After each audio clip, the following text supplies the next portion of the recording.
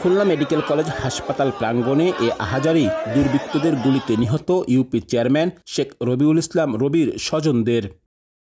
তারা জানান, শনিবার রাত 10টার দিকে খুলনার ডুমুরিয়ার গুটুদিয়া স্কুলের সামনে রবিকে গুলি করে দুর্বৃত্তরা। তখন উপজেলা আওয়ামী লীগের বর্ধিত সভা শেষে মোটরসাইকেলে করে বাড়ি ফিরছিলেন রবি। গুলির পর স্থানীয়রা তাকে উদ্ধার করে নিয়ে আসেন খুলনা মেডিকেলে। উপজেলার শরাবপুর ইউনিয়ন পরিষদের 3 মেয়াদের চেয়ারম্যান ছিলেন রবি। এমন হত্যাকাণ্ডে ক্ষুব্ধ এলাকাবাসী। এই ডুমুরে হত্যার মাথায় কে বা কারা তাকে গুলি করেছে, তারপরে আমরা তো এই ডুমুরি হাসপাতালে ওখানে নিয়ে গেছে। ব্যক্তিগত কোনোভাবে মত পার্থক্য বা কারোর সাথে কারো বিন্দু মাত্র কোনো দ্বন্দ্ব এটা কখনো রবির ছিল না। করেছে তাদের সবাইকে ফাঁসি দিতে দেখতে চাই।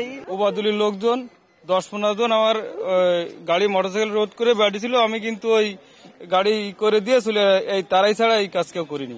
নগদের কাছে সব গ্রাহকই প্রিয়, তাই তো সারা দেশে ক্যাশ আউট চার্জ সবচেয়ে কম।